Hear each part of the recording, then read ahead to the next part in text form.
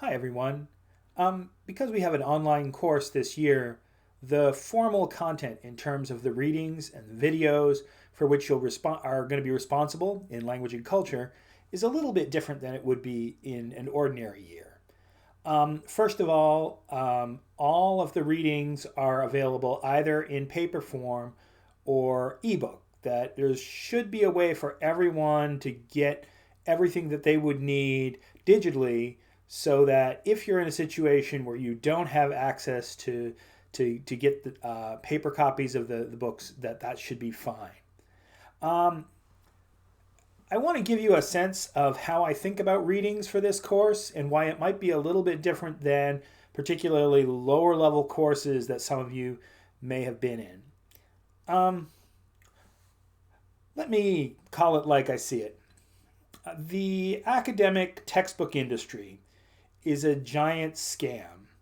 It's a leech, a parasite on academia that exists to extract money out of students and to take that captive audience and turn it into as much money as possible for as little value as possible, and to encourage faculty to feed into this system as well. Here's how it works. Basically, textbooks are very, very often pre-packaged units of content. They're there to feed you content at the end of every chapter. There'll be more questions you could ask, or there could be more material or little quizzes. They're there to prepare you to answer tests, but they're not there to help you to think. On the other hand, on the faculty side, they exist to give me, for instance, extra tools. Like they'll offer me the opportunity, if I adopt their textbook, to give me a bank of multiple choice questions so that I don't have to develop my own tests or my own evaluations, and I can just force feed them to you and make my life easier at your expense. And then in turn, there's a constant churn of new editions of textbooks year after year. I'm sure you're familiar with it. So that you have no guarantee that your textbook that you've bought for a very, very high price will have any secondhand value at all. And that means that you're really just spending money on something that you're not going to have any use for afterwards. Nobody ever has a use for a textbook after the class. I've never had. I have textbooks from when I was an undergraduate sitting right over here on my bookshelf, and that was because I couldn't sell them back, and I don't know. They're still here. They're decorative. That's all. It's a scam, and I won't play any part of it. That's not to say we're not going to do reading. We are. There are two books for this class. They're not textbooks, but they're books that I hope that you'll enjoy and maybe even want to hang on to after the class is done. The first is called Language Myths, and it's edited by Bauer and Trudgill, and it's a collection of little essays, each on a particular myth or falsehood about language. And a lot of this will integrate very closely with some of the content that we're going to deal with sort of in the middle of the course, say weeks 4 to 8, 4 to 9. I think it's really useful because it's really framed in terms of things that I think a lot of you already kind of know may not be true, but it gives you the tools to think about them and answer some of those questions more reflectively. And I think that I think is a really useful skill to have. The second book we're reading in this course is Remlinger's Uper Talk. And this is basically the first book-length account of the English of the Upper Peninsula. And I think because, we're a Michigan-based school, I think there's a lot of value in thinking about a book like this in terms of something that you have some familiarity with. It's based on the author's extensive fieldwork in the UP, and it's really kind of an interesting account that incorporates documents and interviews and videos and all kinds of really interesting material on the English spoken in the UP. There should be lots of used copies of both of these books available through various online booksellers, and as I say, there should be ebooks available of both of those. You should be able to get both of those books for around $20 used, maybe a little more if you go for new, but not much more than that, and certainly not anything like the book prices that you might have if you were buying a full textbook in linguistic anthropology. There are a couple of okay textbooks, but I can't justify it, not for myself and not for you.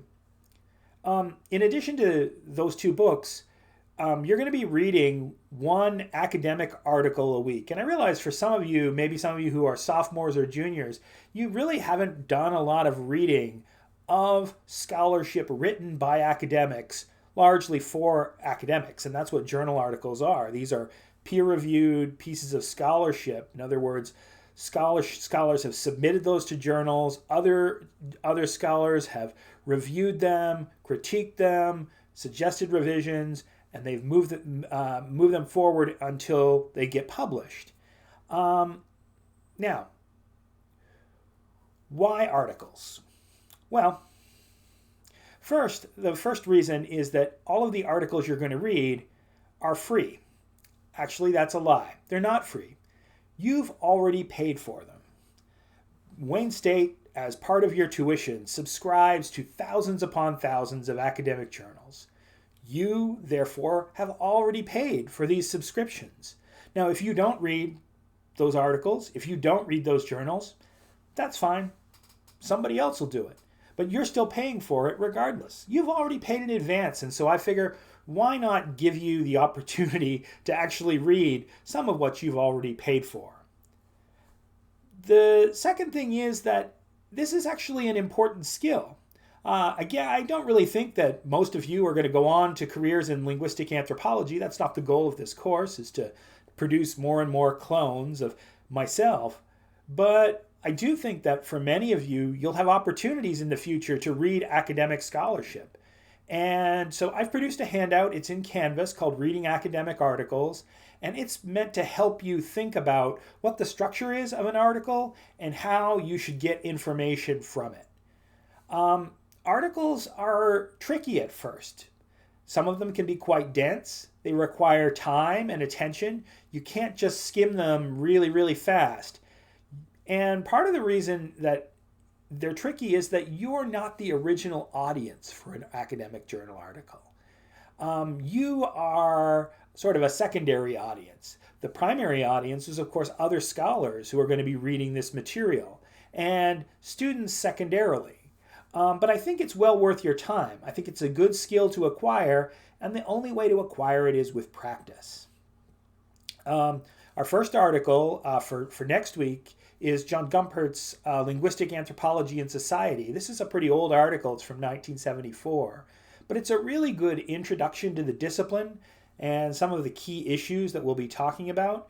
And it includes a really nice definition of language that we can use throughout the course. So that'll be our first, but we'll be doing one of these every week. And then as part of your graded work, you'll have an opportunity to respond with questions to some of these articles on Canvas. So in addition to the Language Myths book, UperTalk, and the academic articles, there are going to be lots of additional materials. Videos, handouts, short essays, and other materials that I'll be putting up on Canvas. And those will vary from week to week, and the quantity will vary. But in general, my feeling is that there's so much. We're really blessed with a rich body of material on YouTube, but on other sites as well, of media of all sorts. And some of it is really extraordinarily sophisticated and really, really well worth your time. And so I want to mix it up as much as possible. We're not going to be viewing a lot of those videos during class. We might view some short little clips and bits in class, but for anything of any length, even 10 minutes, I'd much rather you spend the time in advance and then come to class ready to discuss. So those videos should be considered like readings as part of the work you do in advance of coming to class.